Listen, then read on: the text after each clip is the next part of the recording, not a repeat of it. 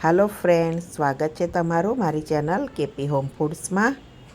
આજે આપણે બનાવીશું બાર ફરસાણની દુકાનમાં મળે એવી જ રોલ ખમણી બનાવવાના છે। તમે જોઈ શકો છો એકદમ પતલી પતલી સરસ। તો આપણે એને સરસ પરફેક્ટ માપથી જ બનાવીશું। એક વાડકીના માપથી આટલી બધી રોલ ખમણી આપણી તૈયાર થાય છે। તો ચાલો આપણે રેસીપી શરૂ કરીએ। સૌથી પહેલાં આપણે ખાંડવી બનાવવા માટે એક બાઉલ લઈ લઈશું। એક વાડકી મેં ચારેલો ચણાનો લોટ ઘરનો જ લીધો છે। તમે જે વાડકીથી માપ લો એ જ વાડકીથી બધાનું માપ લેવાનું। અહીંયા મેં એ જ વાડકીથી 3 વાડકી છાશ લઈ લઈશું। તમે દહીં લેતા હોય તો 1 વાડકી દહીં ને 2 વાડકી પાણી લઈ લેવાનું।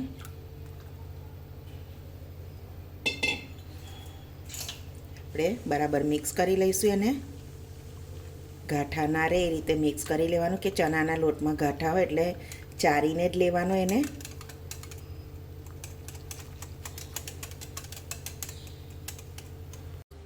પછી સ્વાદ પ્રમાણે મીઠું લઈ લેવાનું, થોડી હિંગ અને અડધી ચમચી હળદર।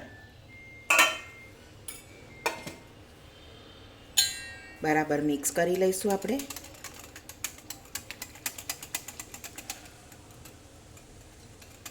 આ રીતે સરસ મિક્સ કરી લેવાનું। તમે જોઈ શકો છો સરસ મિક્સ થઈ ગયું। ગાંઠા ના રહે એનું ધ્યાન રાખવાનું। હું અહીંયા 1 ચમચી આદુ મરચાંની પેસ્ટ લઉં છું। તમારે લેવી હોય તો લેવાની, નહીં તો સ્કીપ કરી શકો છો। પણ એનો ટેસ્ટ બહુ સરસ આવે છે।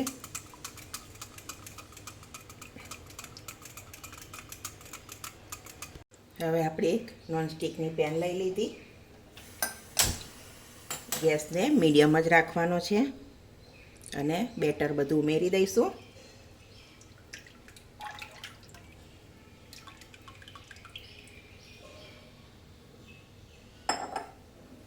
બેટરને આ રીતે એકદમ હલાવતા જ જવાનું છે। એને હાથ બંધ નહીં રાખવાનો, એને ચાલુ જ રાખવાનું, હલાવવાનું।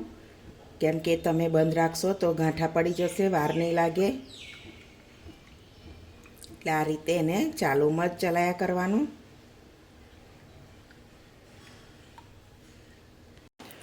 હવે આપણું બેટર આવી રીતે થવા લાગ્યું છે ગાંઠા જેવું, એટલે તમારે સતત ચલાયા જ કરવાનું છે, એનું ખાસ ધ્યાન રાખવાનું।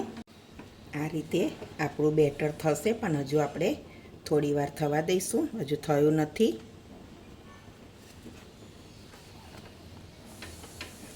હજુ એને આપણે 2 થી 4 મિનિટ જેવું રહેવા દઈશું।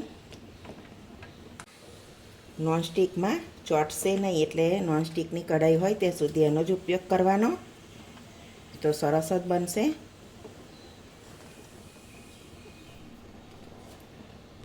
તો આ રીતે થઈ ગયું છે સરસ। હવે આપણે એને એક નાની પ્લેટ ઉપર ચેક કરી લઈશું। આ રીતે એક પ્લેટ લઈ લેવાની।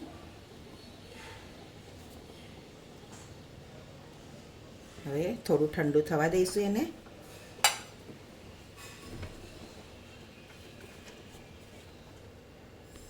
તો આપણે જોઈએ તો આ રીતે આપણું સરસ રોલ થવો જોઈએ, ચોંટવું ના જોઈએ। થોડુંક હજુ આપણે થવા દઈશું। આ રીતે થવું જોઈએ સરસ। તો આ રીતે આપણું સરસ ખાંડવીનું રેડી થઈ ગયું છે। તો હવે આપણે એક પ્લેટ ઉપર લગાવી દઈશું। તમારી પાસે કોથળી હોય તો કોથળી પર લગાવો તો પણ ચાલે, પ્લેટફોર્મના પથ્થર ઉપર લગાવો તો પણ લગાવી શકો છો। તો અહીંયા આ રીતે આપણે પહેલાં અંદર ફેલાવી લઈશું।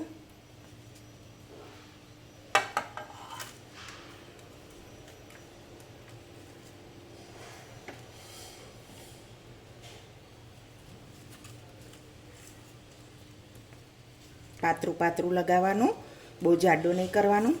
જેટલી પાતળી હશે એટલી સરસ લાગશે।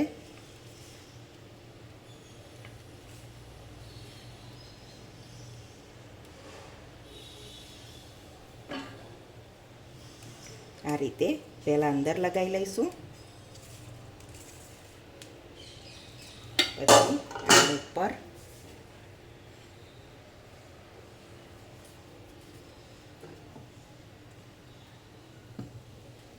આ રીતે સરસ અંદર ને બહાર લગાવી દેવાનું.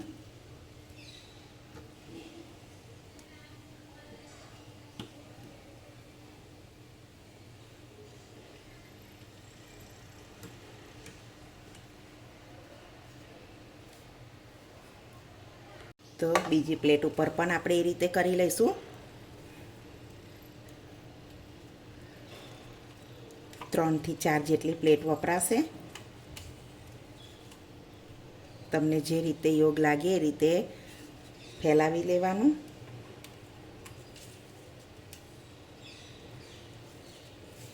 અને આ બેટરને ફટાફટ લગાવવાનું છે, ઉતાવળ રાખવાની.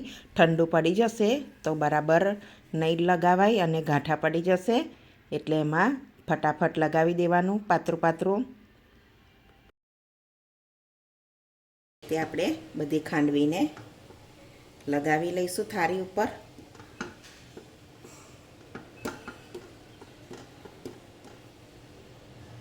તો આપણે સરસ આ રીતે અંદરને બહાર પાથરી દીધું છે. અને થોડું બચ્યું હતું તો મેં આ રીતે પ્લેટફોર્મ પર જ પાથરી દીધું છે. તમે આ રીતે પણ કરી શકો છો. તો સરસ ઠંડુ પડી ગયું છે, તો આપણે ચપ્પાથી આ રીતે આપણે માપના કાપા કરી લઈશું. હવે આ રીતે આપણે એને રોલ વારવાના છે. તમે જોઈ શકો છો સરસ વરે છે.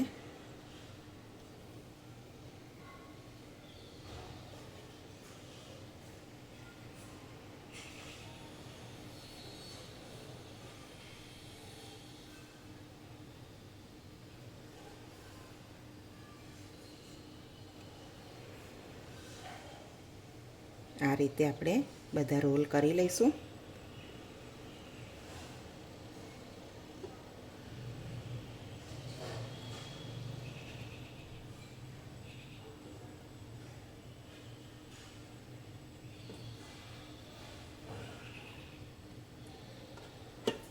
પછી અંદર પણ હવે બહાર કરી લીધું, પછી હવે અંદરથી પણ લઈ લેવાની.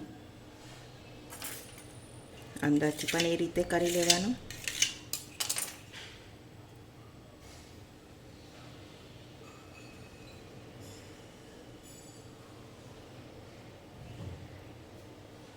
તો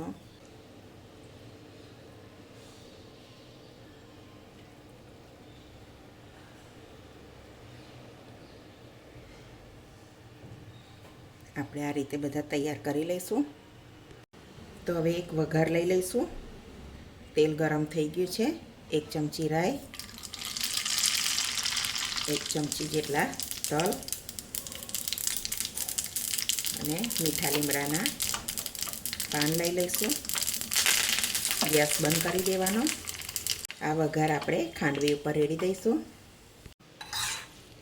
તો તમે જોઈ શકો છો આપણી સરસ એવી ખાંડવી બનીને રેડી છે. એક જ વાડકીના લોટમાંથી આટલી ખમણી બને છે. તો સરસ ઘરે જ બનાવો. પરફેક્ટ માપ સાથે. માપનું ધ્યાન રાખશો તો તમારી ખાંડવી બહુ જ સરસ થશે. આ જ માપ એનું પરફેક્ટ છે. પર આપણે ધાણા ઉમેરી દઈશું. ઉપર લીલું નારિયેલ હોય તો ઉમેરી દેવાનું, ના હોય તો સ્કીપ કરી શકો, સૂકું પણ ઉમેરી શકો. તો તમે જોઈ શકો છો આપણી રોલ ખમણી બનીને રેડી છે. તો તમે પણ ચોક્કસથી એકવાર આવી રીતે ટ્રાય કરજો. બહુ સરસ એવી પતલી સરસ બને છે. તમે જોઈ શકો છો એક વાડકી લોટમાંથી આટલી બધી તૈયાર થાય છે. તો તમે ચોક્કસથી એકવાર આવો ટ્રાય કરજો. અને જો મારી આજની આ રેસીપી ગમી હોય તો વિડીયોને લાઇક કરજો, મારી ચેનલને સબસ્ક્રાઈબ કરજો. તો હવે મળીશું એક નવી રેસીપીમાં. ત્યાં સુધી બધાને જય સ્વામિનારાયણ.